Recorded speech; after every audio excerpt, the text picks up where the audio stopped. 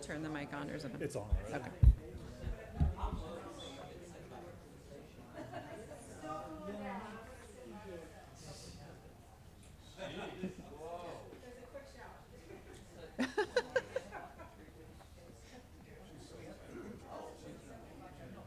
No.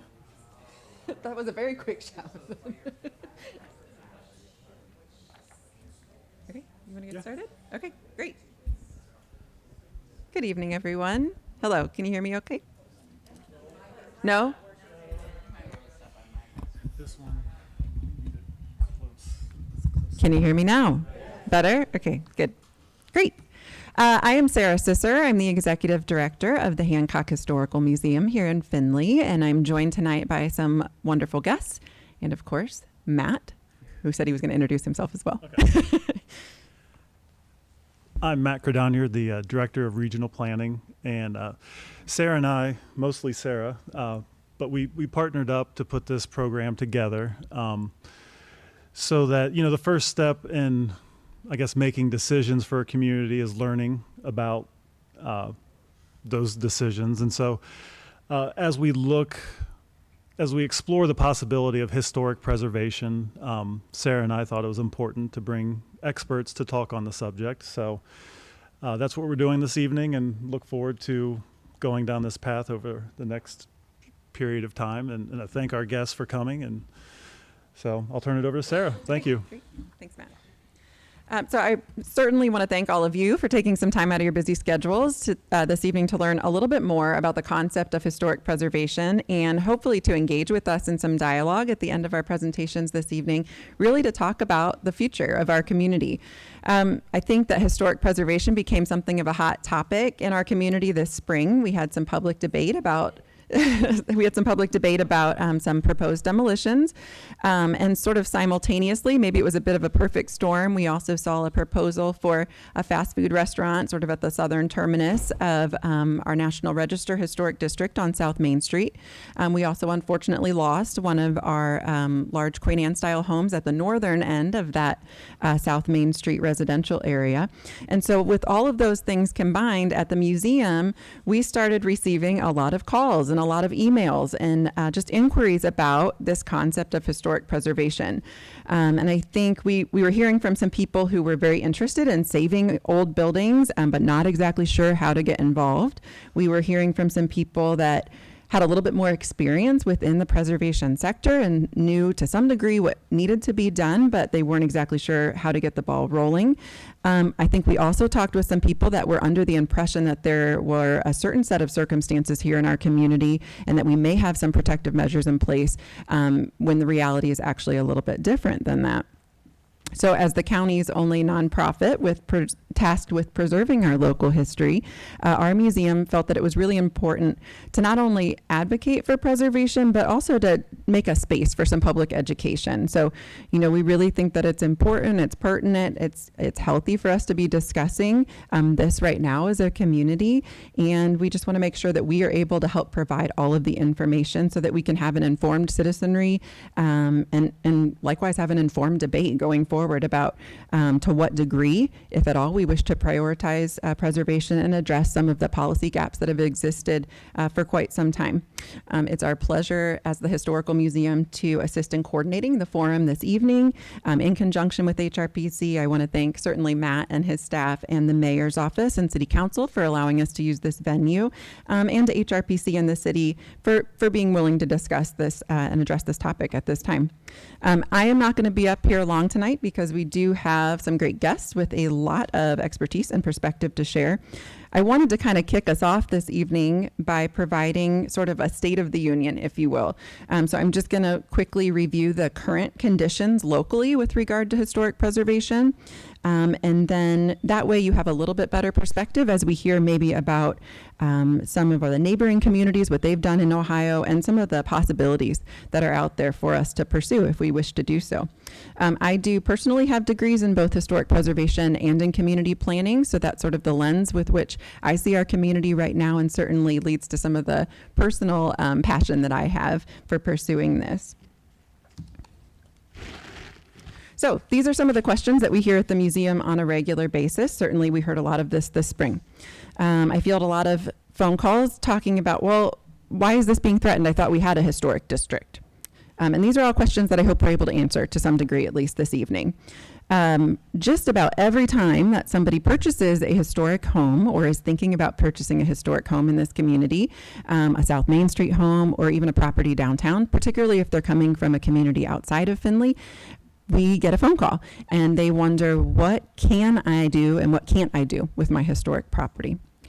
Sometimes I hear, well, I didn't know that building was historic. How would I know that? That's a good question. We'll answer that. And also sometimes I hear it's not historic, it's just old. So maybe we can dive into a little bit about what's the difference between the two. So that first question, I thought we had a historic district. That is somewhat true. So some quick facts. Findlay has a downtown historic district that is listed on the National Register of Historic Places, and it was listed in 1985. That was a collective effort of several passionate individuals in the community at that time that they were able, that's a lot of legwork to get a district put on the National Register. There's a lot of research that needs to be done, a lot of survey work that needs to be done, and they were successful in getting that put on the National Register, which is a lovely thing, and it's nice to hang our hat on. Unfortunately, in and of itself, listing on the National Register does not provide any kind of protection or oversight. So it's basically just a nice designation for us to have. That National Register district, and I apologize that this is so small. I realize you can't see it in detail, but perhaps you can see the white outline and we'll give you some idea of the boundaries. It essentially includes all of South Main Street, the commercial corridor and the residential corridor, up to about Stadium going south. And then just a few blocks past Center Street going north. It also includes the vast majority of West Sandusky Street. So when this district was put together in 1985, it included, I think somewhere between like 275 and 290 structures. The vast majority of them were considered to be contributing, meaning they had historical significance. Unfortunately, since it was listed in 1985, we've lost 60 buildings within those within the boundaries of that historic district. So it's been pretty significantly compromised in its historical integrity. With that being said, as you listen this evening to what kind of policy changes we could consider making and what other communities have done, keep in mind what our current conditions are. So what we do have, we have a National Register Historic District. Again, does not provide any kind of protection or oversight in and of itself. We do have a design review board that meets somewhat regularly and does review some alterations in the downtown commercial district. And Matt and I have talked quite a bit about sort of how that body is functioning and at times not functioning, but there is a design review board that meets right now. What we don't have is a local historic preservation ordinance, which is sort of the first step, the enabling legislation that you're going to hear more about tonight that would allow us to designate things as historic locally. We don't have any locally recognized historic districts or landmarks, and we don't have any design guidelines or design review board that looks at preservation, historic preservation, or the historical integrity of our historic buildings. So all of that is helpful information, but probably the most important question for tonight is, I think, why should we care about this? Why is it important? And certainly Matt is going to dive into that for us a little bit more in just a moment. But think about our community and think about what physically makes our city unique, what gives our downtown character. What are the places that you enjoy coming back to downtown, that you want to go have a drink, that you want to eat dinner, where you want to eat dinner or shop? Where do you take people when they come and visit you here in Findlay? What are you most proud of about our community? And then I assume most of what you're envisioning includes some of our historic buildings. Imagine what the community looks like without some of them. So while this has recently received a lot of attention, unfortunately, Findlay's kind of had a problem with a lack of preservation policy for several decades. It's been playing out for a few decades. And while there was a nice concentrated effort in the 80s in response to what was a rash of demolitions in the 1970s and 80s, unfortunately, we've kind of undone some of that policy work that occurred then. And as we talked about, the district that was established then has been pretty compromised. Why should we care? When we don't prioritize preservation or really have a clear plan for how we're going to steward or utilize these buildings, sometimes things like this happen. So this is one example. This was the Phoenix Hotel in Marvin Block at the corner of West Main Cross and Main Street. Both of those buildings were demolished in 1978. And now we have sort of a lackluster international building that could be kind of anywhere USA as the bank on the corner and a large parking lot. Sometimes things like this happen. This was the Mystic Theater on South Main Street that opened in 1907. It was demolished in 1974, and in its place, we have a courtyard, and it's a nice place to go for Rally in the Alley, but personally, I would have loved to have visited what's on the left. Sometimes things like this happen.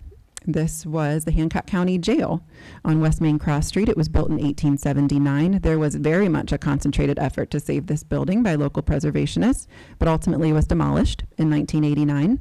At that time, it was the oldest county jail in operation in Ohio. And now we have a parking lot. Yes. Sometimes we see things like this. This is on North Main Street. This was the Goodman Block that was built in 1887. It was demolished in 1996.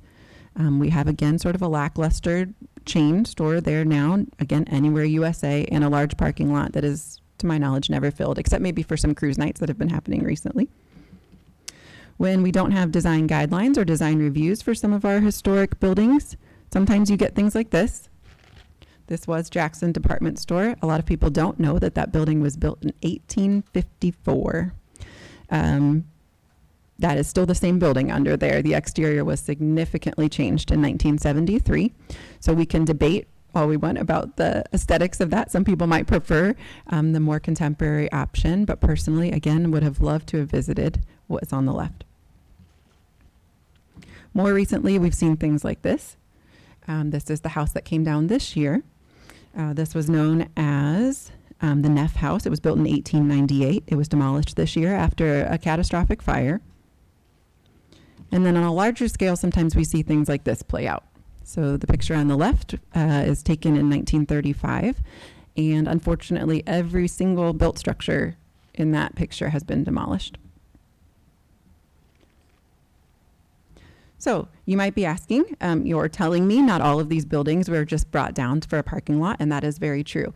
Something I will point out that most of those examples have in common is that just about all of them were demolishing by neglect prior to being flooded or before catching on fire. In fact, sometimes it was the neglect that caused those catastrophic events.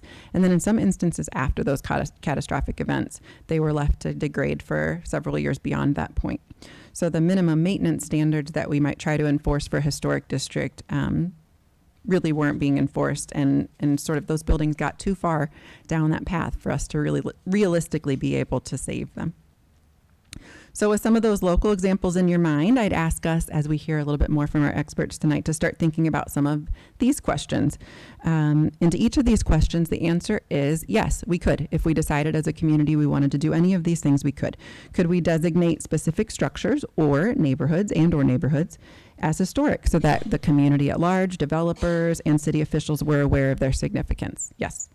Could we protect historic structures from demolition by neglect by requiring and enforcing minimum maintenance standards? Could we provide restrictions on significant alterations or demolitions and provide design guidelines for changes and additions? Yes. Could we provide incentives?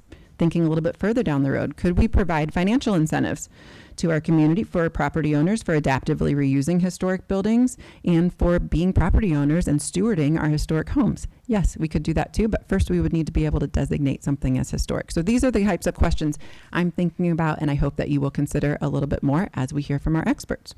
So I am going to hand things over to Matt Wiederhold, and Matt is with us as Executive Director of Heritage Ohio.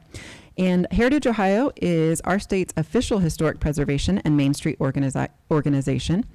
They seek to foster economic development and sustainability through preservation of historic buildings, revitalization of downtowns and neighborhood commercial districts, and the promotion of cultural tourism. Thank you, Matt.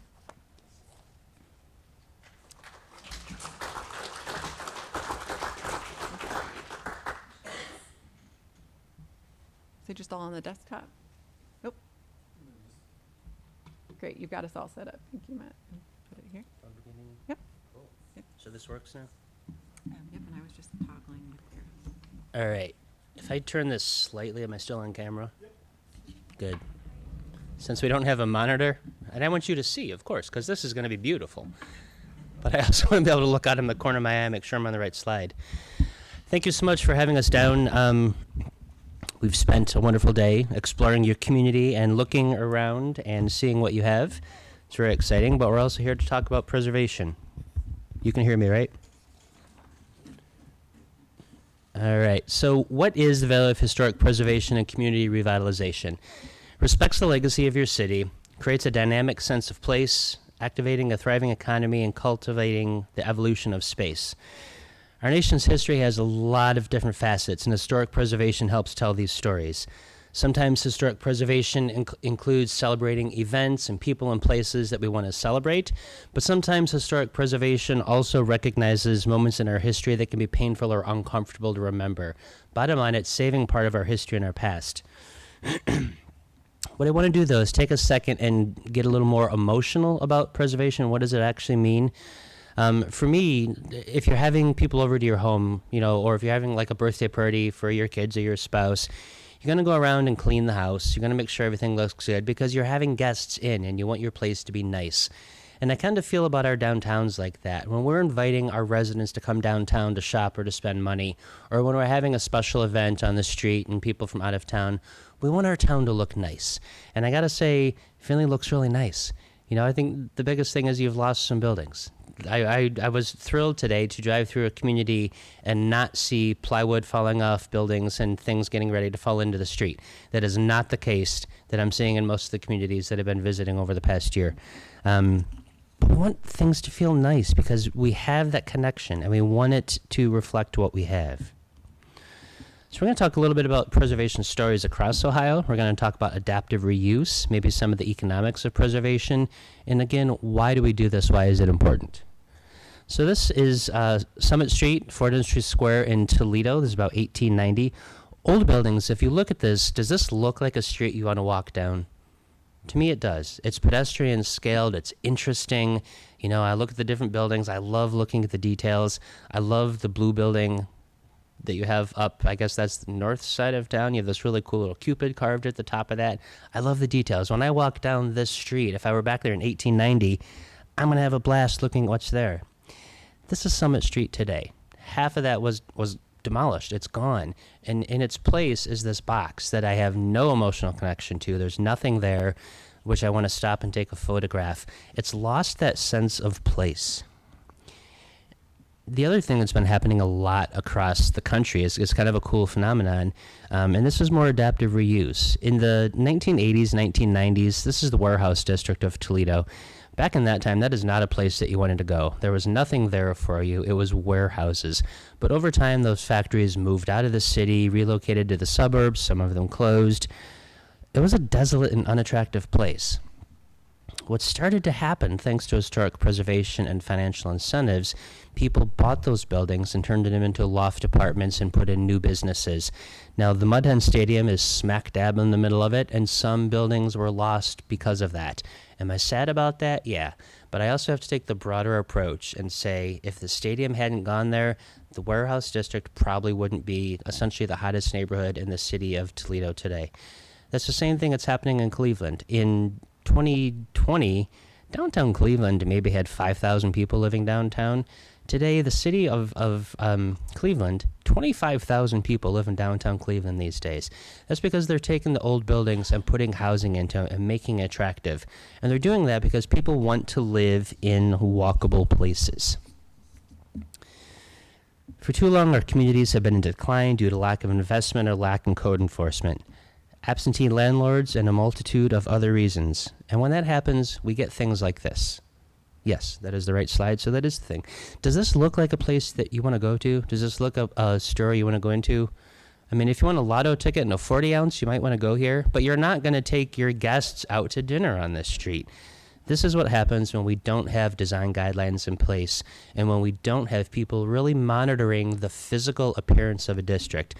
Preservation is part of that, but it's also just being respectful to your community and to yourself. Nobody wants this in their downtown. This is nothing of which you're going to be proud and tell people about. But historic preservation is more than just saving old buildings and making them attractive again. It also supports economic development. So this is an Irish pub in my hometown, my current hometown of Medina, Ohio. Sully's Pub. It's been there for a very long time. Popular place. St. Patrick's Day, you can't get anywhere near it. The design committee from our local design review board went to the owner of the building and said, hey, we think you could do better. We found this historic photograph. Would you work with us to do a facade renovation? The guy said, sure. Very, very friendly guy. So we started working with him. We gave him a drawing of what we thought it could be. And over time, he removed that T111 siding, exposed architectural details he didn't know it was there.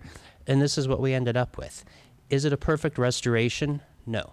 It's a rehabilitation, but it honors the history of the building. What's important for this part of the story, though, is his business increased 25% because it was a good-looking place. That's the importance of preservation. We like to go places that are comfortable and look good.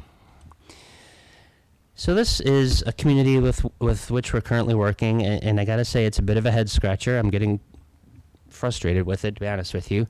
This is Cortland, Ohio. It was once a very thriving community located just north of Warren, Ohio. It became a village in 1974 and a city in 1980. Take a really good look at this. This is the same place today. It is one of the very few struggling communities that we've visited and worked with where the population is increasing. The residential areas look beautiful, but the downtown is virtually decimated. They have torn down so many buildings and lost it. They have no design guidelines, so almost every building on Main Street is covered in white vinyl siding, covered with fake facades, and it's frustrating because you can see what used to be there. But this is what happens when, I can't say they turned a blind eye, but they just kind of allowed things to organically happen and no one was watching out for it.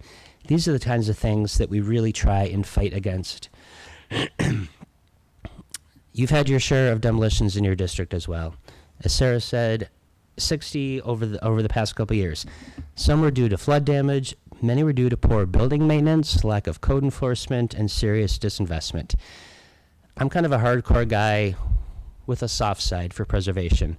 I'm hardcore that I feel if you have four walls and the structure is stable and a decent foundation, that building can be saved. But I also have to allow for the space of evolution. Nothing in this town is well, there's two houses. We're still not sure what's the oldest house in town. Nothing on the street is the first building on that site. So if something comes down, does that allow for something wonderful to replace it? Perhaps. Sometimes a building just outlives its historic use and may be repurposed. This is one of my favorite buildings in the state. This is the Fort Piqua Hotel in downtown Piqua. Major building at a major intersection. It sat vacant and abandoned for years. Windows broken out. This is, again, not a place you want to go, right? But if you could see the details, I wish I could just do a whole presentation on the details. The building was renovated in 2008. It is now the location of the Piqua Library. There are living spaces up there, conference space. This is what it looks like today. It's gorgeous. When we lose an historic structure from our downtown, we lose an opportunity. For the most part, parking lots are never going to be the answer. They don't contribute much to the local economy. Empty buildings and empty lots do not contribute to the economy. They don't create opportunities for jobs. They don't pay wages. They don't offer space for commerce. And they don't generally generate property, income, or sales tax. All of those things are possible when you have a building on that site. This is the Medina Farmers Exchange in Medina, Ohio. It was built in 1932 of poured concrete and brick. It's a 40,000 square foot, virtually indestructible building. I told the story. I don't know if it's true. When this was built in 1932, apparently there were no concrete trucks in Medina, Ohio. The concrete company was across the street. So literally 24/7, the workers were taking wheelbarrows and building this building as it was going along. So this is what it looked like in 1932. Looks like a cool place. This is what it looked like in like 2016. Not so great. This is what it looks like today. In 2018, the building had gotten so bad the city had it condemned, and they were going to tear it down.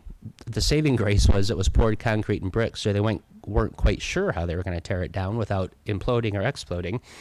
But some developers came along, and they said, you know what? That's a solid building. It's in the major part of your downtown. We're going to save it, but we're going to do something with it. It was built as a farmer's exchange. Originally, it was filled with tractors and feed and farm supplies. Clearly, in the middle of my town, which is now the county seat, we don't need a farmer's supply anymore. So the developers took that building, and they renovated it top to bottom. It is now home to 16 market-rate loft-style apartments, a full-service farm-to-table restaurant, a full-service legit butcher shop, a microbrewery, a bakery, a coffee shop, and a barbecue smokehouse. None of those businesses would be in Medina if this building hadn't been saved because there was nowhere for them to go. The Potter Davis building in Cambridge is a 20,007 square foot, 3-story structure that has graced downtown Cambridge since 1905. It went through several uses, but it was vacant by the late 1980s. In 2019, a coalition of organizations began to explore the building where the Area Agency of Aging Region, that's a really hard name to say, Area Agency on Aging Region 9 decided to be the main investor to turn the vacant and decaying building into their new office. The interior was in very poor shape, but it was able to be saved and renovated. Years of neglect had taken the toll. I love this. I think some of you can probably relate to this. At one point, the contractor on this project had to use a canoe in the basement to get from one side to the other, as the basement retained 3 feet of water. Cambridge floods too once in a while. But today, this historic structure houses 120 employees and community meeting room space. This is not a sexy image. This is a basement that happens to be clean. What's important about this is it was full of water, but they still saved the building. Just because a building has some water in it doesn't mean it's going to fall down. Again, if it's structurally sound and it has 4 walls, you can save it. This is an incredible story going on in Van Wert. The Van Wert County Foundation is making a multi-year $85 million investment in downtown Van Wert. They have purchased 40 historic structures on Main Street and are using every financial incentive to transform Van Wert in a way that it hasn't seen since the 1930s. When renovated, the McGavran Block, which is one of my favorites in their town, it'll contain 2,400 square feet of commercial space and 10 residential units. Again, the building was in terrible shape. If it was gone, they wouldn't have the opportunity for this.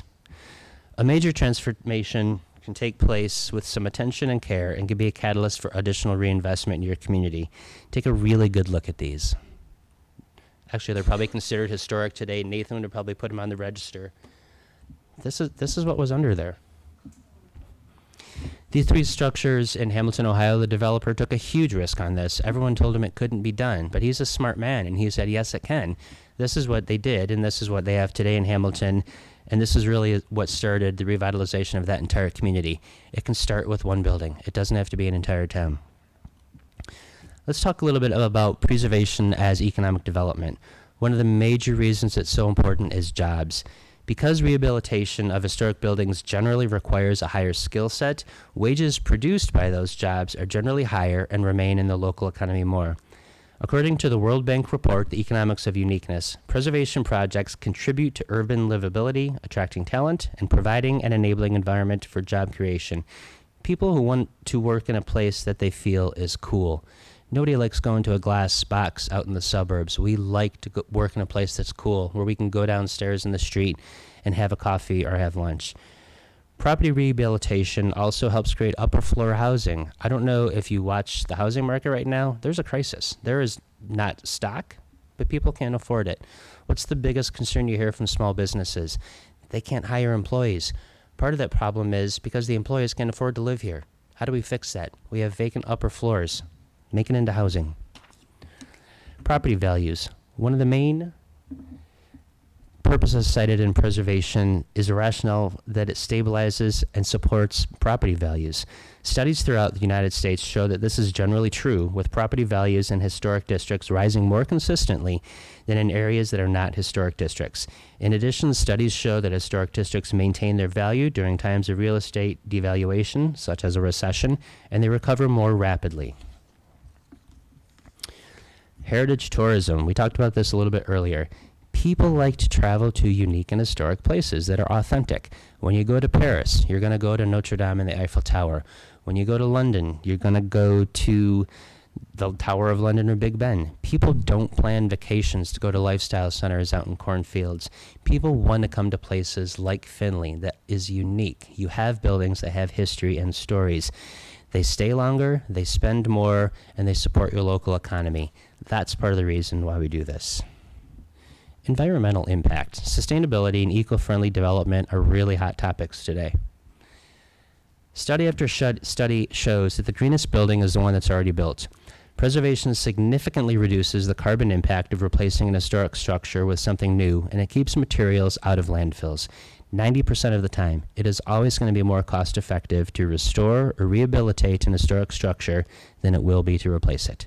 With a very rare exception, nothing being built today is going to be standing in 100 years, and we're not going to be talking about restoring the Rite Aid or the Walmart.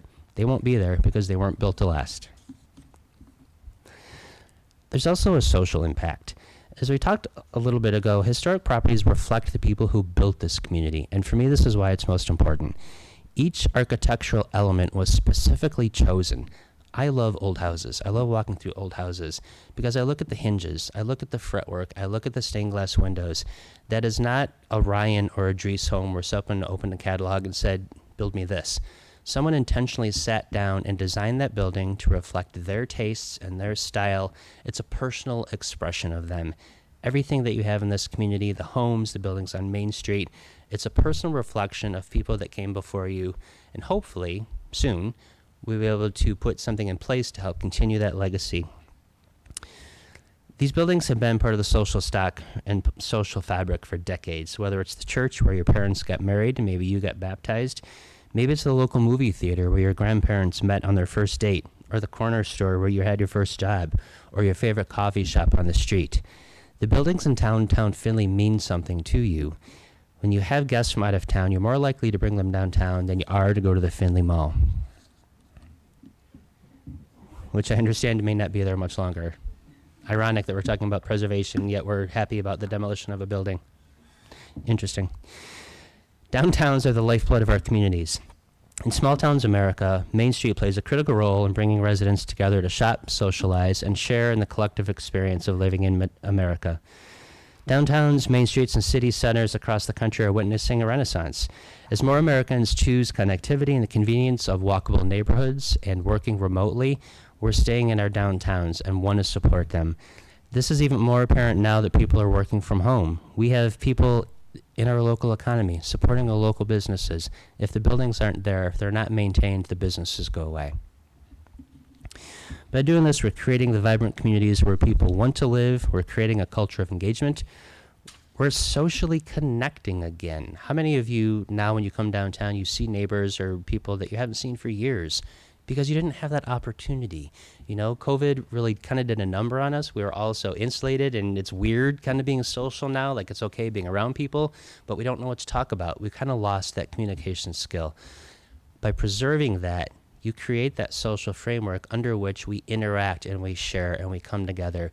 When you have a street fair downtown, that's where people from the community come together and you get to talk and laugh and share those experiences and celebrate what you have. Nathan's going to talk a little bit about some of the financial tools and structures that you can use.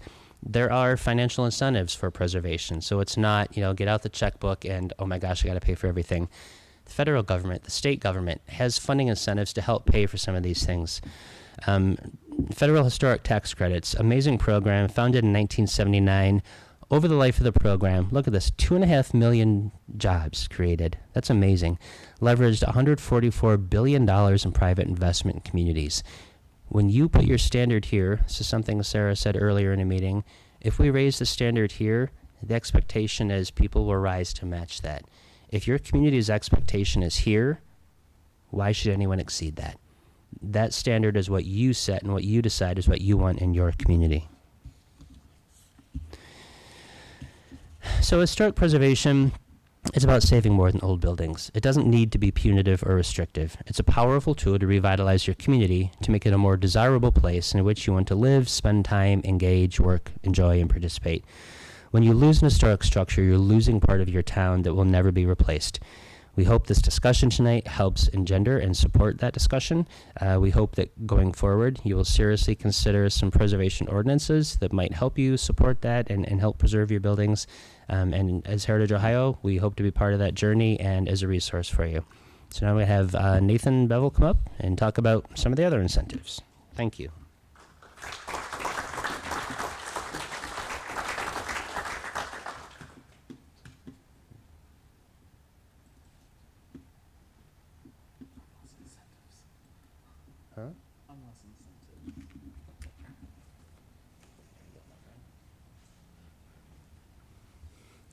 Okay, I'm shorter. Okay, Nathan Bevil with the State Historic Preservation Office. Talking a little bit about certified local government and local historic preservation. Before you get too scared with fun and wonderful government acronyms, the Certified Local Government Program is basically a federal recognition of a community's local preservation efforts that has some requirements. But it's basically so you can review a National Register nomination. Now, I'm talking a little bit about this program, but this is probably jumping the gun a little bit because to do this, you first have to have a local historic preservation ordinance. So what is a local historic preservation program? This is a body of people, a commission, that's a local government function that reviews designated properties for alterations that are made to make sure that it guides the development so that it respects the historic character of the district and of that individual property. It's there to provide you with reasonable and guided judgments. You know, it's ugly, doesn't usually pass very well. And then also make sure that if you do have a board that is meeting any and all local government regulations. So when you pass an ordinance, did I skip an ordinance slide in here? No. So when you're starting a local historic preservation program, the first thing is actually an ordinance. Sorry, apparently I got a little cut and paste wild last night and missed a slide. So what we're looking at is creating a local historic preservation ordinance.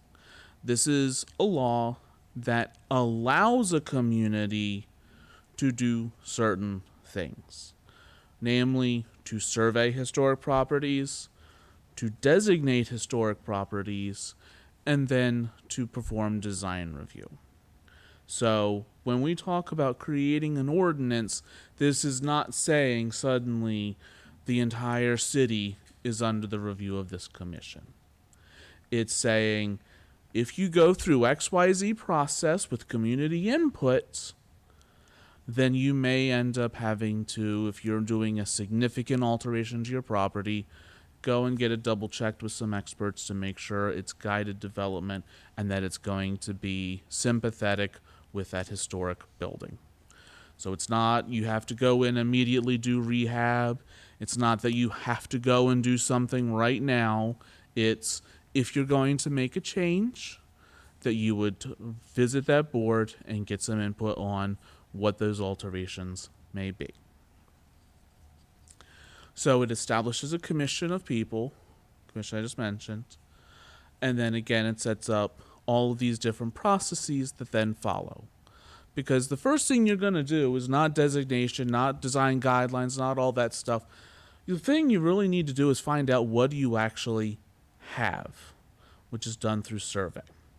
You know, we've driven through, Matt, Devin, and I have been driving all over town all afternoon. So we've seen South Main, we've seen downtown, we've seen the other districts, we've seen the floodplain, We've seen all the stuff that's going on. Well, almost everything. And so if we were looking at this, we'd say, well, you might need to do a survey of some of these historic districts. What do you have? Where is their concentrations of these things? So, for example, South Maine's a great residential district. And it changes once you hit downtown. So what you would do with a survey is looking at, what do you have? Where are these districts? Are we looking at outbuildings? If you're in South Maine, we didn't go down any side streets, so do you have outbuildings that might be significant? 1920s garages, for example. So looking at what these resources are, what you have in your community. And keep in mind, when we're doing survey from the State Preservation Office, we're looking at a 50-year cutoff for that. So yes, that means 1973 is potentially eligible. So yeah, some of those great banks and churches that we were driving around seeing, I think was in the Key Bank, Matt and I both were like, wow, all those fun round designs at Key Bank, that's great. Might be eligible, you never know. Or has something been lost in that area? Do the boundaries of that area need to change? And also think about this in terms of your National Register district. So, as we pointed out, that was done in 1985.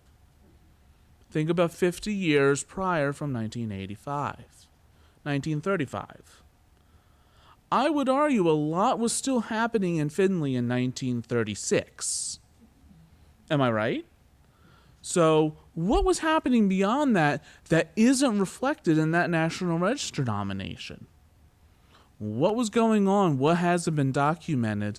And what can you bring attention to in that historic district? Because it may not be covered and it may not be recognized on the National Register. So even though that's just honorary, keep that in mind. That's not really been recognized simply because time changes. It's been a number of years, and that might be something you want to consider. Sometimes doing these districts, it's really easy. You know, you see those wonderful little historic blocks, great buildings. Other times you have one of those nice 1980s intrusions. I'm scared because there's probably in about 10, 15 years that could potentially become eligible as, I don't know, late 80s development in downtown. Who knows? I'm always a little scared of that one. So you've got a survey. You know what the historic buildings are. Whether you've got outbuildings, where are these concentrations? And then is when you might look at designating a historic building. So you've got a commission. You're going to come up with a plan to designate the historic building or buildings in a district. This is an entirely you decision as a community. You're working with the city, you're working with that local commission, and you as property owners have input on any local designation. You make sure when you're crafting the ordinance that it references what is needed locally, what you want, and that it has a public participation process to make sure that there is some say in that process. So you're looking at those properties saying, this is what's significant, and therefore this is what we want to try and protect. And this is what's significant about these buildings. So, for example, we saw an awful lot of gingerbread down on South Main. And you would talk about how Queen Anne and stick style and all of this is one of the main character defining features in this district, and that's something that you would look to protect in historic character of that district. So then you would do as the typical, you draw a nice map, you list what's going to be contributing and non-contributing. Honestly, I'd say that church on South Main really should probably be contributing too, because that was just great, 1970s. You create a map, and then you have your local design review that is then related to that map. So, what is design review? most people get a little worried, oh, it's the government coming in and telling me what to do with my property. Well, not quite. It's the government saying we value our historic buildings and we want to help guide any new development, whether that's demolition, whether that's an alteration, guiding that so it respects the historic properties, the historic property and your neighbors. And so it's guiding new development as it occurs. What it's based on is Secretary of Interior standards. There are 10 standards, but basically they boil down to 3 things. Prioritizing historic materials, because if you replace every single thing that's historic, you may eventually end up with something that looks historic, but that isn't historic. Second of all is making sure that it's emphasizing that historic character. Again, I mentioned if you strip a building of all that gingerbreading, it's going to look a lot different at the end. And third, emphasizing compatibility, whether it's an addition or whether it's new materials, that they make sure that it's compatible with that historic building. You know, sometimes it's really obvious. Clearly, that's not the kind of roof you really want to stack on to your Second Empire house. And sometimes it's really on the infill. This is, you know, it's kind of one of those things you deal with the preservation ordinance. You always hear about that setback and scale and all of those other terms. But sometimes it helps to actually see what that's illustrated as. You know, this house clearly sticks out like a sore thumb. Though I've never actually seen how a sore thumb necessarily sticks out. But they had to do a curb cut to get a new driveway. Because now all of a sudden, rather than being the car being in the rear of the property, car is now in the front, in the garage. It's a very suburban style development. Nothing necessarily wrong with that, but it's very different from that urban style development. Height, generally okay on the height, but the setback. The large front yard versus the smaller front yard, you would have a more private backyard. And so small little things that you could tweak on this that would make it fit in a lot better with this historic district. And then there's everyone's favorite topic ever, which is windows. In this case, this is a building. It was undergoing renovation. I'm not even going to say it's a restoration or anything like that. They were going in and they were taking out the windows. Now, sometimes you get windows that are beyond repair and you may need to change them out. Usually, though, those windows are probably well over 100 years old and probably could take a little bit more work, just need some repair. Instead, they went out and got the hardware store special. But the big problem with that is they didn't even match near the opening. And so it has droopy eyelids now. It's kind of how I feel. I'm ready to just curl up and go take a nap. You know, it's really denigrated the quality and the character of that building. So, you got this local designation. You're starting to go through design review.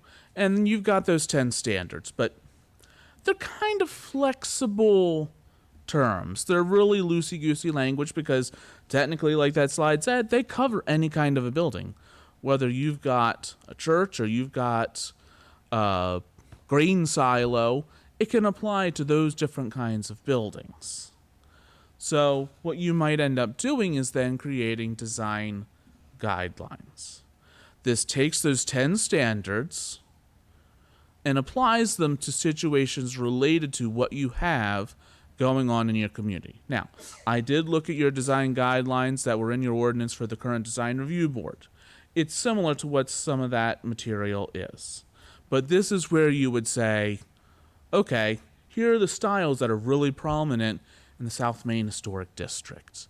Here are the things we need to look at when we do the design review on this community, whether it's the gingerbreading or the fact that you have the front porches.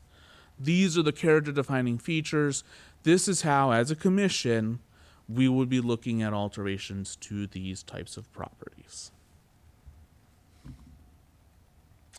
So, certified local government, I touched on a little bit. If you create an ordinance and you want to go an extra step, you can become part of what's called the certified local government program. Again, even the Park Service hates that acronym, but basically it's a gold star. And what it opens you up to is eligibility to participate in the certified local government grant as a local government. So to do that, again, it's a voluntary program, but the city would apply. The ordinance would have to meet these federal CLG requirements and would have to meet the state CLG requirements. For a general population, really is not going to impact you at all. It just means they have to do a little bit of paperwork here and there. Again, it's enforcing local legislation. That's really the key element of being a CLG. And then, Matt, this is more for you. Sorry. Wasn't sure who we were going to necessarily have in the audience, so I kind of skewed a little government there.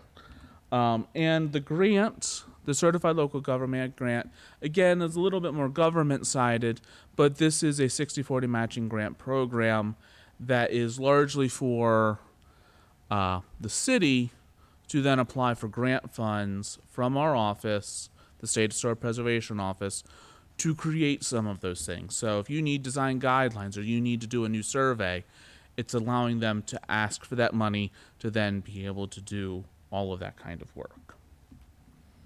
And just some of the ideas. It can be used some for bricks and mortar, though. So got questions. Do we want to do tax or no? Do a tax one? I got the tax talk.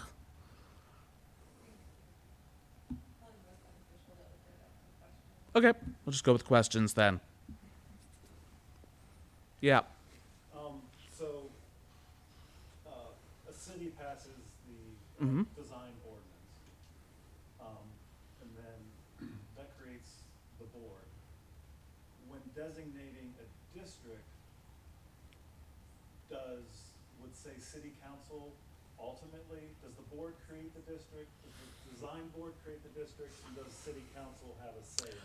Typically what happens is the commissioner board drafts up an ordinance and then it goes to city council. It's however you would typically how we view it, unless you're in Texas because you can't conflate the two and they get in trouble, especially Houston. It goes to it would be however you would do a planning or a zoning alteration. Okay. That's how you would think about it. It's treated a little bit differently, but essentially that's kind of how you would look at it. It's going to be an overlay. Yes. So this board would be appointed by the mayor? Yes, the board usually it's appointed by the mayor. In some cases, it's then approved by city council. It's however typically boards and commissions are appointed locally. But if you go the mile for CLG, then the requirement typically is to have 2 preservation-related professionals as available in the community. So hopefully you're going to have an architect, historian, historic engineer, someone who knows about historic buildings and issues they might face. And then also, everyone on the board needs to have an interest or professional experience with preservation. So, just making sure that everyone has an interest in actually preserving the buildings in the community. And how many people are on this board? It depends on what the local community wants. Typically, we say 5 to 9.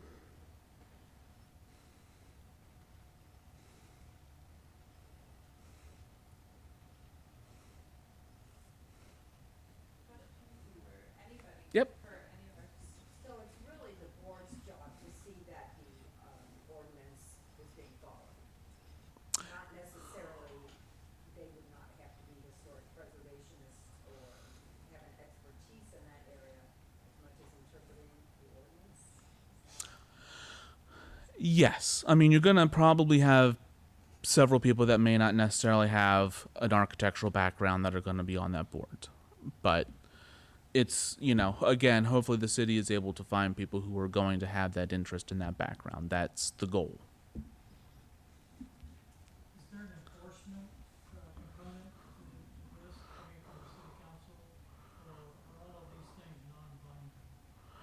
Typically, again, if you're looking at this from this, I'm looking at this from the lens of CLG and what I've seen as being successful ordinances. There would be penalties for non-compliance with the ordinance. Typically, that ends up being a fine. I don't recommend anyone go the Burton route. It's still my favorite joke. They technically have jail time, but they don't actually do that. But I think it's just in the type of the language. Typically, it would just be a fine for a violation.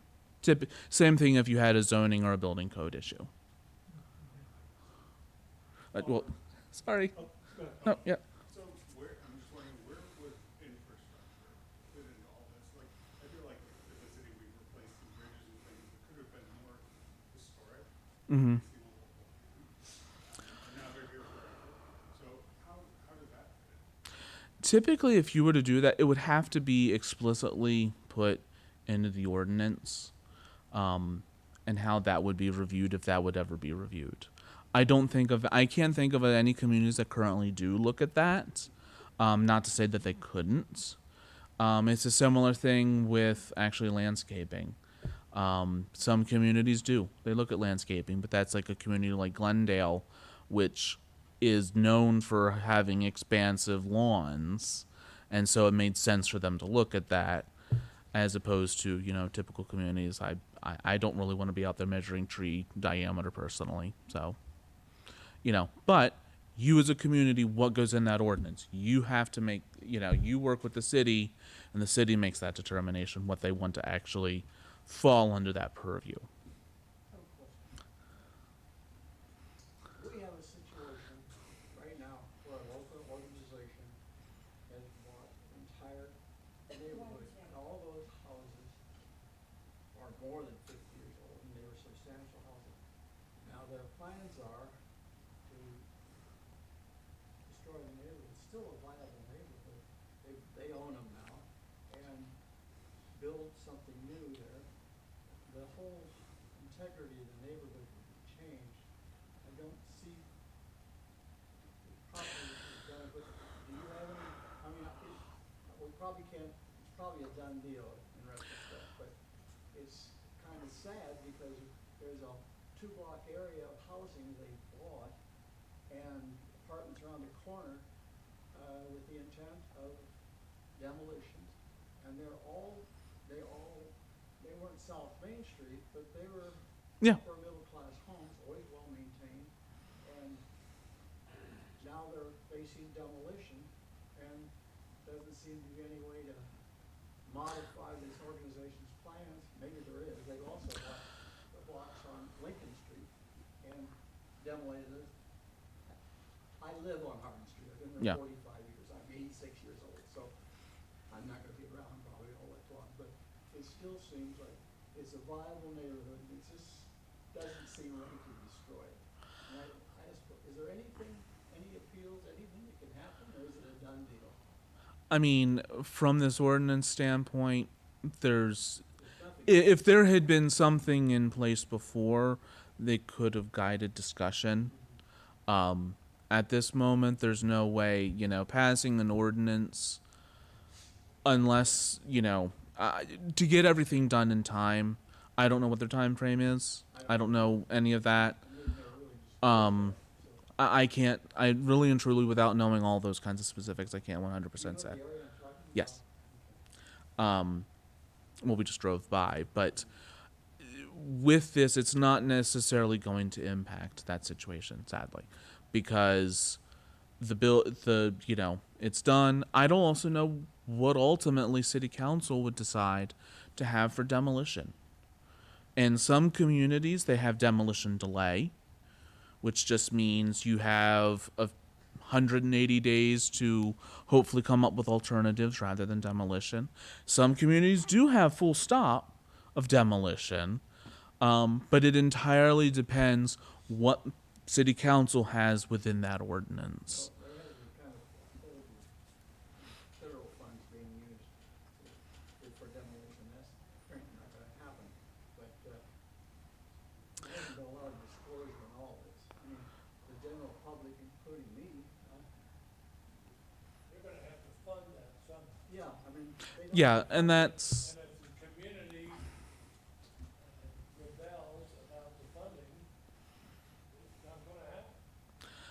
And that's, I mean, that's, That's something that could happen. Unfortunately, we don't know the details, and we're not here tonight to fix that. We know you're very passionate about it, and we've been talking about it all day. Good. I think there is some hope. The buildings are still standing today. Yeah. Right? So maybe there's some discussion about housing is an issue. If you're gonna redevelop the site, maybe keep the houses for your employees. So I think there could still be some conversation, but I don't think that's something that we're gonna solve tonight. yeah, just from that ordinance standpoint, yeah, timing. To be aware of it. Oh, yeah, yeah. I think everyone's aware of it by now. Everyone. Do you have any questions about Heritage Ohio or the State Preservation Office, or what ordinance can do or can't do? I'm trying to get it back on topic, because Yes. We're there. historically in Findlay, it's very funny I have to say historically in Findlay, because it's ironic. But we have not been a community that's been good about preserving our heritage. It's been kind of an understood thing from generation to generation. You protect what's yours. And we're now at a stage in our history where if we don't put this down, we're done. 'Cause I see that. I mean, I was born in '79 and all those buildings were destroyed before I came. That's hard for me as a Findlay girl. It's hard for me with my heritage in Findlay from like the war we can call on. But when you guys are talking about this legislation and writing these things down, is there anything that you can put in there that you've seen in other communities where like a landlord, for example, will say, well, I'm done, I'm gonna move out of town and just leave this building to rot? Is there a way to find them, to punish them, to keep that building from deteriorating? Because that's been a pretty big issue here too. Yeah, that would not be necessarily under the preservation ordinance, that would be more It's, city code. sometimes there's sections of it that can fall under, but that more ends up being code to it. But if, yeah, Citizens input to the community. This is your community. You know, you have the mayor and council representing you. Ultimately, you all live here together and hopefully live in harmony for the most part. It's up to you to decide what do you want. You know, are we okay with somebody living in Florida and not cutting their grass for a year? I'm not okay with it. If it were my neighbor, I would probably just go cut it because that's the kind of guy I am. But it's up to you. Again, if you set the bar here, actually, if you set it here, why would anybody come up here? They don't have to. You as a community, what does Findlay decide? Where do you want to be and what standard do you want to hold? When you decide that through conversations like this, that's what you write into your ordinance, that's what you write into your code, that hopefully would then be enforced. and something we've also been discussing that we mentioned earlier, talking to Matt and others. You did have the bottle of water. I needed that. Is looking what some other communities have done. So, for example, I've been working a lot. Bowling Green just became a CLG. They do have a problem with absentee landlords simply because college town, naturally that happens. And so it might be looking at, well, what are some of the things that they do? And it may not be in the preservation ordinance, it may be in other code enforcement, but looking at some of them and what some of them do. I mean, we're Ohio. Every town has a college, so probably all of them have some idea. So, Could you explain the difference between old and historic? typically, historic means there's something that's significant about that building. You know, kind of have to put on my SHPO hat when looking at this from the National Register perspective. National Register, as we mentioned, it's a listing of properties that are significant, whether at the local, state, or federal level, national level. And so it's looking at the properties and whether they retain, one, integrity. Is there enough of the fabric of that building left? And two, if it is significant and has character-defining features. So, for example, downtown Findlay, and probably they included it for the residential because that was significant in commerce.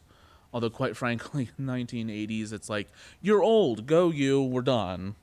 Now there's a little bit more that goes into it. But, for example, you know, Marathon Oil Building would be significant because of the industry and the impact it's had. If it were being individually nominated, that would be historic. But as a collection, South Main, that's an indication of the wealth of the community, the development of the community, and significant architecture. So that's what kind of throws it up over that line. Old is probably over 50 years old. You know, we make that distinction typically just because of National Register, and there are days when that is an incredibly painful distinction because we'll get, for example, a barn that comes in that looks wonderful, but it's a barn. There's a lot of barns. Is there something significant and different about this barn? Or is it something that, you know, there's millions of them or hundreds of them, and therefore it may not make it on the National Register? Nathan, if I could add to that, I also think significant historic is about the kind of community conversations we're having right now. I think the community sort of determines what is historic and what is just old. But I do believe that a lot of people have the perception that to be historic, something has to have a level of significance of such a high bar that, you know, a president slept there or, you know, a significant historical event occurred in the parlor. In actuality, you know, we have a historic home tour at the Historical Museum every other year where we highlight many beautiful historic homes in our community. We only have, I think, 3 individually listed historic on the National Register homes in the city of Findlay. So it's not such a high bar. There is a lot that we can consider historic and historically significant. Many of them being architecturally significant. And to your explanation, South Main Street really illustrates the development during the gas and oil boom. So significance is somewhat relative, but also from Yes. the community conversation. And something I want to add to that is if you're looking at creating historic districts from the ordinance perspective, you and the community are making that decision also. So you would be deciding what would be the historic buildings and where those boundaries and what would be historic. Because it's your community and it's what you want to protect. When I walked into this room, I was very, very grateful to see so much, people coming in here because of Sarah bringing us together. So absolutely, there is people here who are concerned, just as we all are, about preserving, and this is the most important thing. And the obstruction that we see and read about all the time are the landlord situation and the rentals in this city. And we need to be becoming more involved with our city council and letting the city government know how we feel about this. And Sarah, I'm so ever grateful that you were bringing this group together, because I think as a whole we can do something about this and bring it forward to an ordinance. So what are the first steps? I think that's what I really want to figure out before we run out of time here. Right? So Matt, there's a design review who already exists. Do they have historic backgrounds? Are they qualified? So that reiteration of the downtown design review, at the time, it specifically went away from historic preservation into just general standards, Right. general design. At the time, when Waldo Peppers was being remodeled into Legends, people were like, well, what's going on there? What's happening? And from a city standpoint, we had no idea. We had no idea what that building was going to look like. And so, rather than everyone just wait and see what's going to happen, we at least wanted some idea, an opportunity for the city to weigh in on design. So, you know, the question that I asked before the meeting, you know, what if Findlay passed a historic preservation ordinance, that's really the starting point. Yeah. By passing that ordinance, we haven't really committed to anything per se. Maybe that's the Well, you would. maybe that's an indelicate way to put it, but people's homes and districts at that point are not being reviewed. It's really the starting point. We pass the ordinance, we do the survey.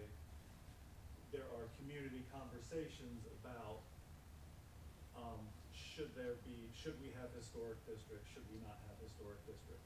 Is that my? Well, summarizing it? typically, how I would see it, you pass the ordinance, pass, and actually appoint the commission, and so you get a commission. You have them meeting. You would look at survey. Now, you can use the National Register as a map, but you can't just say if it's on the National Register, it's automatically listed. That doesn't fly. But you can use that as a map, and then you would do some survey work. What's still standing? You know, if you were just using that, let's just using South Main as an example, 'cause we all know that one, and everyone keeps throwing that name around. I feel safe. I can use that name. You got South Main. You know what its boundaries are. You would do a quick windshield survey. You probably really wouldn't need to do in depth. What's still standing from National Register? What's not standing? What are our boundaries? What do we want to do? Then the commission would then draw those boundaries and then have the hearing system outlined in the ordinance for designation.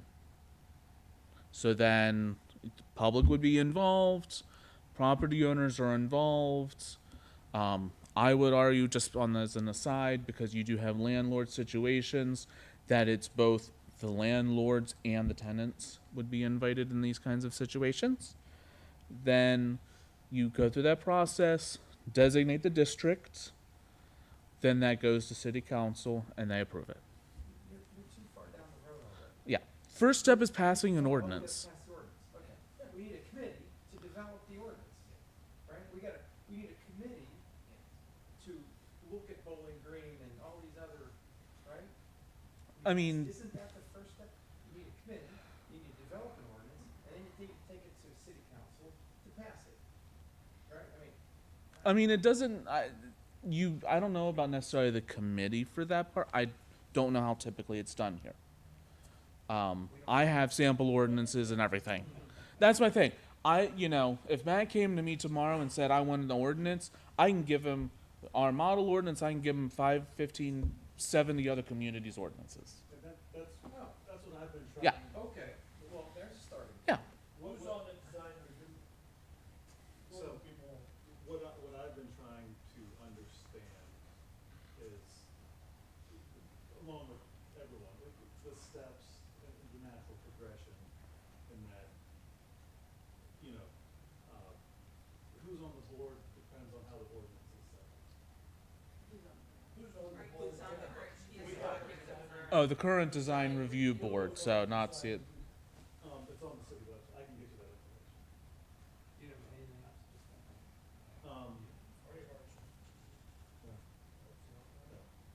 You put me on the spot. I just didn't. If that committee, I think one of your concerns is, do they have the capacity to make that review and make decisions on that? So, And we can help out in training with that. yeah. We can come in and talk about the National Register standards, Secretary of Interior standards, and we can help build that capacity for that review. So,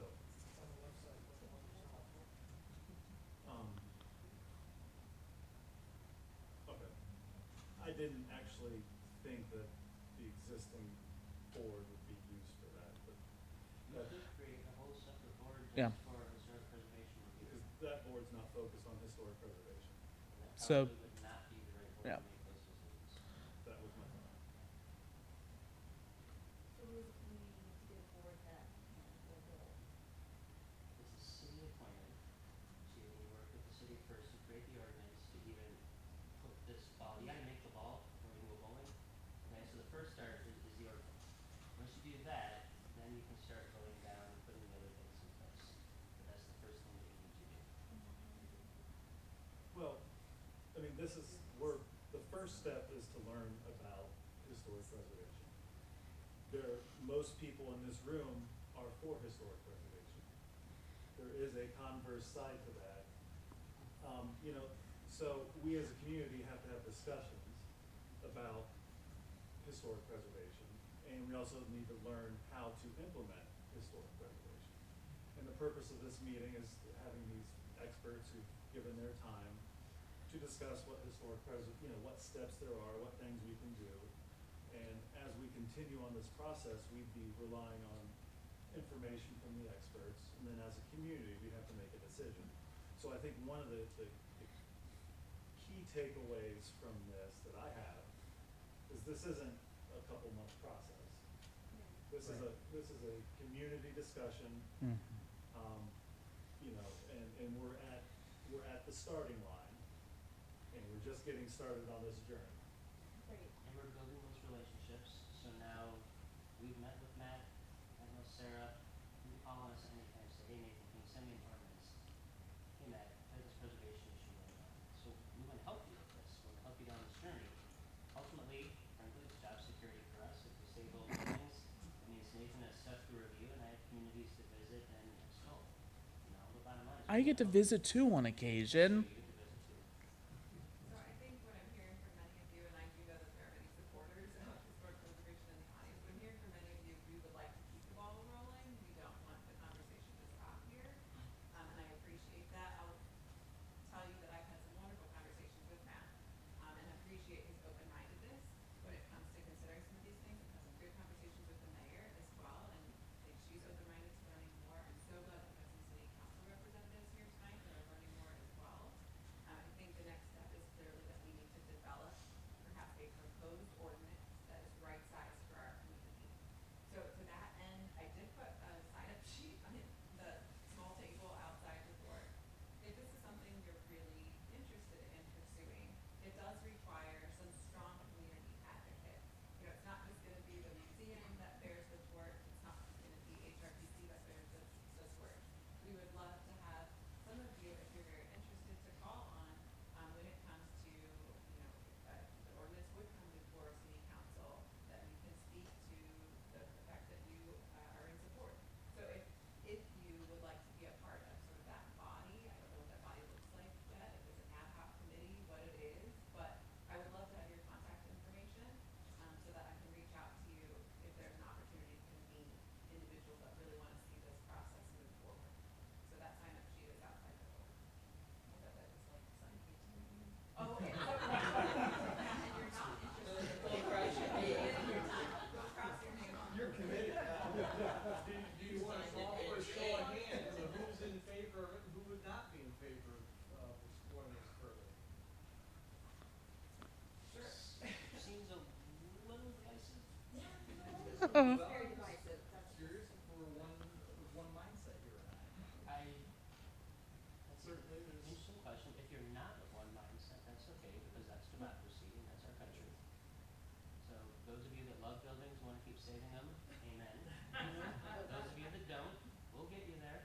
I promise. So you all drove down South Main Street Mhm. and saw the houses.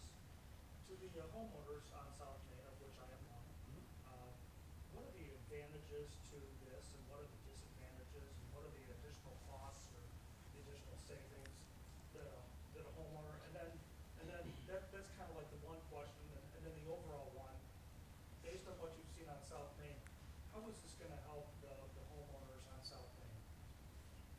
No answer, no. I'll give the nuts and bolts. Part of the cost, like, we'll hit the nail hard at the bad part. Cost is going to depend what the commission is reviewing and what you're proposing with your historic building. If it's in terrible shape, you're going to have a high cost no matter what you would do. What we're hoping, and if we're looking at this through the lens of historic preservation, it's hoping that when you make alterations to the building, that it's going to be done in something that's going to be compatible with the historic building. Part of that is so, for example, let's just take siding. If you have wood siding and then you've got peeling paint, why is the paint peeling? And could it be just repainted? You know, some communities I go in and someone's like, well, the paint's peeling, I'm automatically going to put on vinyl siding. That's a big expense to put on vinyl. I mean, those houses, that's a big expense. Painting isn't a cheap expense either, but, you know, examining those cost measures, what's going to last longer, you know, because painting that building and preserving that wood is going to maintain it. That's 100+ year old wood that's going to last a lot longer than vinyl will. And so it's making that kind of a judgment call and working with the commission. What's gonna, what can be a cost-effective change? Some cases, sure, maybe you do have to replace some, but looking at that historic fabric, how can you get around to saving that historic fabric? Because, like I said, if you go off and it's just automatically, I'm going to put on the vinyl siding, that's just hiding a problem, most likely. You see a lot of vinyl siding or something? I didn't. I got it. I did one drive down. I didn't put it, but it's there. I'm using that as just as an example. Why would you as a property owner want this? I think, so as a property owner of a historic home one block off South Main, I would want this because I could ensure there was a protection of my investment in my home, which is hundreds of thousands of dollars as it is with most South Main Street homeowners. I would like to ensure that my neighbors next door also have a level of, there's an expectation that they are to maintain their home. So that's protecting my investment. Also, there are some very creative things that communities have done with incentives, and we can't even explore some of those things before we have a process to designate historic. So I wrote a white paper for the city that talked about some examples specifically of property tax abatement that you could look at for people that are stewarding historic homes and improvements that they make. An example of why something like that would be important is we have Eric Van Ritterham, who owns the Jones Mansion. His property taxes have gone up 700% since he purchased that house. So instead of somehow rewarding his investment in that property, that is what we do. So there are things that we could look at for property tax abatement. There are actual local income tax credits that we could look at. So there's a great state tax credit program, there's a great federal tax credit program. The state program has leveraged billions of dollars of private investment. We could actually do something on a local level like that as well with our income taxes. So those kind of things perk my interest as a historic homeowner, but we can't get there unless we actually have a process by which we designate something as historic, because we haven't done that yet. Beginning part of your question, to create a district, there's no expense to you as a homeowner. There's generally things, and depending on what you rate into it, some communities regulate what color you can paint your house. That's a terrible thing to do. It's a terrible discussion to have. Paint you can change the next day. It's things like if you have windows that need repair, you would come into the city for that. Do you either repair it or replace it? Well, if it's an historic house and you're in an historic district, you're probably going to say repair it. It's already been there 100-some years. Let's keep it another 100 or more, because a vinyl window is not going to last that long. As Nathan said, if the paint starts to peel, your first intention might be to put up vinyl siding. Well, we don't allow that in the historic district. Why do we not allow that? If you have those homes on South Main, and if you all of a sudden put in replacement windows, even the double pane windows that have the fake tape in the middle look like muttons, you know it's a new window. Okay, so you've done that, you've compromised the look of the house from that. If all of a sudden your paint is peeling, you put on vinyl siding. With a lot of the homes on South Main, they have incredible architectural details in the shingles and the styling. That vinyl siding covers it up. And then maybe some of the gingerbread is starting to fail or it's getting a little bit rotted. So then, okay, we're just going to take this post out. We're going to put in this one that doesn't match this fiberglass. Within a couple of years, you no longer have the integrity of that property. And that's what the ordinance is really meant to protect. If you have South Main that's all vinyl siding, new windows, and replacement porches, that's no longer something. No one's going to come here for that. So that's what that's done. It's there to protect you. It's not meant to be punitive. Does some of the work on an historic house cost more? Yeah. But that's part of the investment that we make when we take on that responsibility. They're also not gonna come, just because I don't like the color of a house, the board is not gonna say, you have to change that. In some communities, they do. Well, I think it can be as strict as you want. Yes. The only time I ever say anything related to paint, typically when it comes to community, is if it's unpainted masonry. Simply because usually the reason for that is less color and more just because you have to use unpainted masonry was not meant to be covered up, and then that can cause actually damage to the masonry. But And honestly, if you look back when these homes were built, those paint colors were all personal expressions of the owners. And they probably would have been a heck of a lot more crazy than we would ever imagine. and we It's expression and style. It's okay.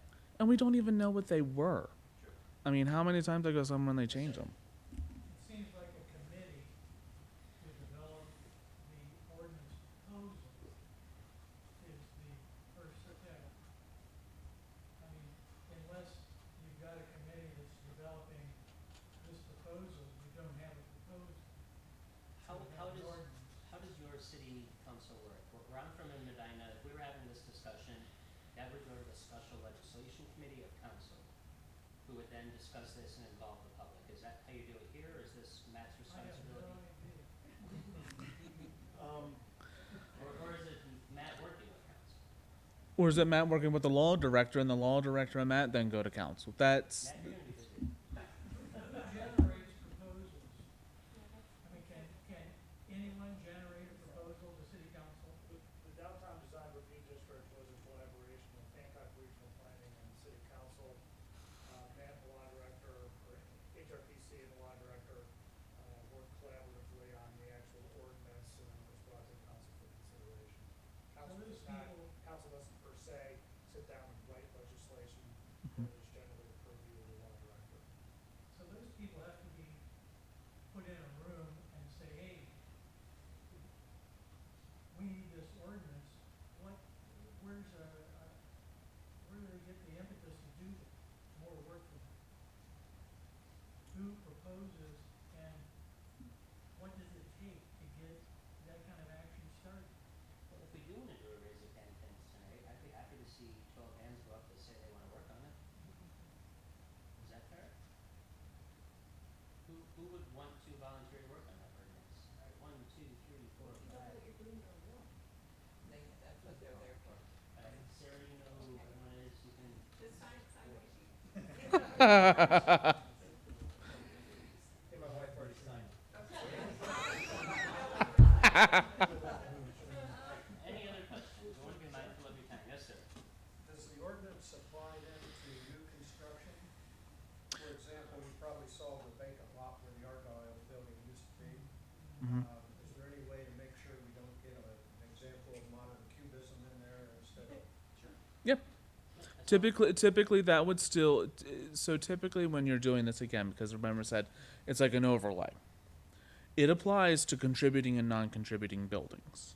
So let's just use that block, Bell Fountain, that had the PNC Bank. That building still is in that historic district.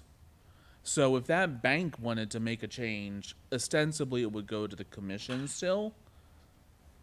Commission just doesn't really care in that case. But if they were to demolish that bank and build something new, or if they had a gap, then yes, it would still have to be compatible with that historic district. Now, that can offer a wide amount of latitude for what would go into that space, but it would still have to be compatible. So it would look, remember that site and the setback and all that, and it would look at like materials. So, as it stands, that building was reviewed, the proposed building was reviewed by the Downtown Design Review Board. And they received approval. My understanding is they're reworking the building, and they will have to go back for that review. I think, in my mind, often regional planning brings zoning changes to city council. We're working through some major zoning changes right now. We've been working through those for the last year, and we've had 5 meetings of the Planning and Zoning Committee of Council. But there's a lot of questions our community has to ask. The first question is, do we want a design review ordinance? In my mind, I'm still just trying to wrap my head around this whole process. At this point, I'm neither advocating for or against. I'm trying to learn more about, to understand what it means for our community. I think these are wonderful presentations. They make a strong case for it. I need to understand all the potential ramifications and benefits. So that's kind of where I'm at personally.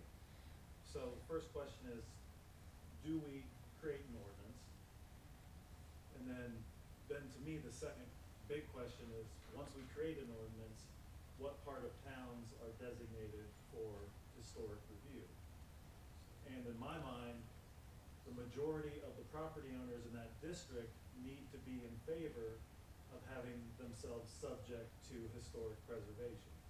That's kind of how I've been going along. You know, I can't see us designating South Main as a historic district if 20 residents want to and 80 residents don't want to. And that's entirely dependent upon an ordinance. And so you know, to me, there's a journey that our community has to go through to make sure that we do this correctly and we fully understand what we're doing. And that to me is the start of it. Here's the thing, we met you on Armstrong, got to know you for the first time. Exactly. There's a lot of communities around you that have done this, and No. they're all willing to help, and that's the beautiful part of being part of the community. As a planner, we never create new things. We plagiarize from the next town over. Yep. I got plenty of examples for plagiarizing. Speaking of all these communities you've been involved with, how much input or involvement have you done with education from even elementary up to post-secondary education? Having students being involved in learning about the community, its historic aspects. I know that a lot of young people who have turned on to this stuff, Mhm. and that's your impetus for the next 20, 40 years. And it might make things easier down the road. I look around the room, I don't exactly see too many college students in this room, let alone younger people. So what about other communities involving education in this aspect as it goes along? I have not seen as many communities here doing that. I think some of them do, but I know some communities also actually have youth members. They'll actually have someone come on, whether they're voting or non-voting, but they've gone that far that they've had someone. Now, the issue typically with that depends on what the requirements are at the local level. You know, for someone to sit on a commission, that's usually sometimes gotta evolve. I But love that question and that line of thinking. I had the opportunity to go and do a presentation about historic preservation to a fourth grade class at LB when all of the sort of public attention arose this spring. And that was a great opportunity for me. It was a gifted program at LB, and that's how I was turned on to all of this. In Findlay City Schools, I had the opportunity to learn more about architectural history in the gifted program and to tour the time Sartori's home, so the Bevil mansion on North Main, and that was a formative experience for me at that age that led me down a path to study historic preservation. So I love that line of thinking, and that was the first opportunity I've had to do that. Of course, we do many educational programs at the museums for grade school children, talking about our local history, hopefully spurring greater appreciation for our local history, but with regards specifically to historic preservation and architectural history, that's the first time I had the opportunity to do that, and I hope to do it so much more. I think that's really important. And some of the other conversations I've been having recently have been with tradespeople, skilled tradespeople, about how can we talk to young people perhaps through Millstream and create a skilled building trades program, because part of historic preservation is keeping the knowledge of how to preserve these historic buildings alive, and those are trades that are, many of them have become dying arts. So I think there's a lot there that we could explore as a community, and just Even wanna. even taking like a high school class and studying how a community has changed over the decades. You provide some pictures there. That makes it. I've seen actually communities have come up with entire curriculums. They'll have like curriculum sections based on it. I mean, I think Chicago did one that was it was doing geometry using building shadows of the skyscrapers. So, hey, I'm a humanities person. I'm the visit the house Civil War battlefields in Williamsburg. So, I'm not a math person, but Mr. Hahn made us do a whole like scavenger hunt, and you had to take a photograph of the historic spot, and then you had to write 1 to 2 paragraphs of the historic interest and why we care about it. That left a huge impact on me. I didn't even like Mr. Hahn. It was a great project. He did a great job with it. Thank you for having us all down today. We appreciate it. Sarah has our contact information. Please feel free to reach out. We journey and celebrate with you the history that you have. Continue to maintain it. You have a beautiful town. We're not telling you anything you don't know. We're just going to help you make it better. Thank you.